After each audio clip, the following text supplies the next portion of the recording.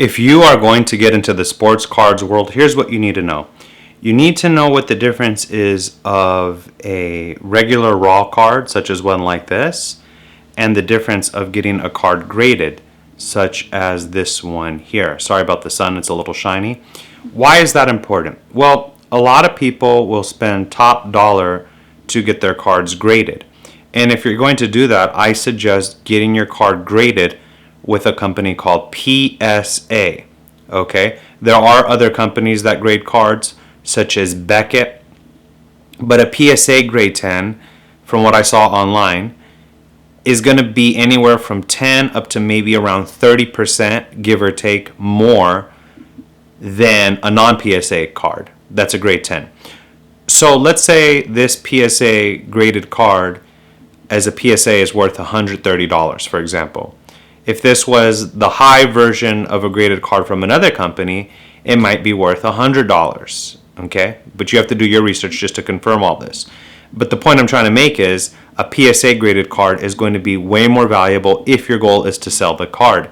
Now, if you like to collect just to collect, that's one thing, and you don't need to worry about that. But if your goal is to sell and make money, you definitely want to get your grading done through PSA. Here's some of the downside, though. There are cards like this one here. This is just a regular raw card, okay? You might have cards that are valuable raw, even if they're older, especially if you have stuff from 30 years ago. Certain rookie cards of certain players can still be worth a lot of money, even if they're not graded. So don't fall under the pretense that everything needs to be graded. There are valuable cards that are raw, that are older. For example, my younger brother had a card which is called a PMG, Precious Metal Gem card. And it was of a regular player. A lot of the border was chipped away, and the card was still worth significantly more money than many of the cards I had that I thought would be more valuable because I had popular players.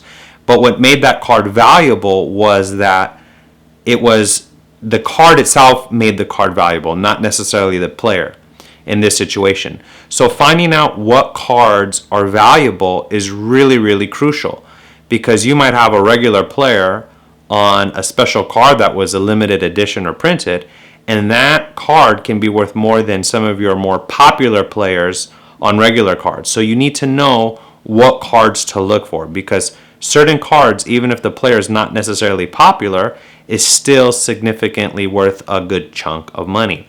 Another thing I would say, do not fall into the habit of trying to buy boxes, from the card shop, thinking you're going to pull out that rare insert.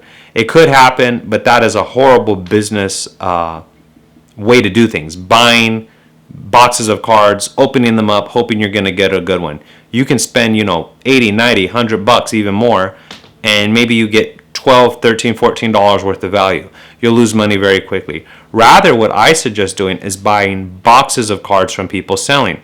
I had recently purchased a box of cards from a gentleman for $8.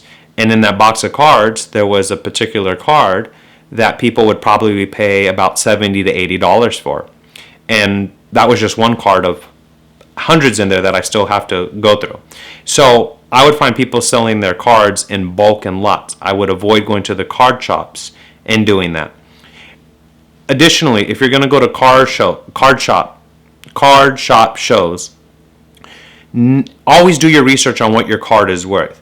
A lot of these guys at these vendors, they'll rip you off. I went not long ago to a vendor, and I had some really rare Kobe's, and the guy tried to offer me $10 for a Kobe card that I had, and try to downplay it as though it was just a regular card. I didn't know, but that particular card was a very rare insert worth, $500. And so you need to be knowledgeable. It doesn't take much. Get on eBay, look up your cards beforehand, and kind of have an idea. So if you know that this card is on average around $100, and someone's saying, hey, I'll shoot you $20, they're ripping you off. But if that same person's like, hey, I'll give you $75, $80, that, okay, they're probably being fair because they still have to make profit themselves. But you need to know what cards you have, what they're worth, and know what to look for. For example, on this card, on the back of it, we have a 15 out of 25, and it's signed. So whenever cards are numbered, they're usually going to be more valuable. So look on your card. Does your card have a 15 out of 100, 1 out of 50, whatever the number may be? Whenever a card is numbered, they're usually going to be more valuable. So that's definitely something you want to make sure that you're paying attention to. Is your card numbered? Because again, a numbered card can be worth significantly more. Okay? So those are some of the tricks of the trade, so to speak. Never let vendors know that you're not knowledgeable. Don't say something like, oh, I just got into the hobby and I don't know much, because these guys will rip you off if they have the opportunity. Be knowledgeable, do your homework on your cards, know what your card's ballpark range is worth before you go into a vendor. Let me know if you think these tips are helpful, and let me know what cards you're into collecting in the comment section below. See you all soon.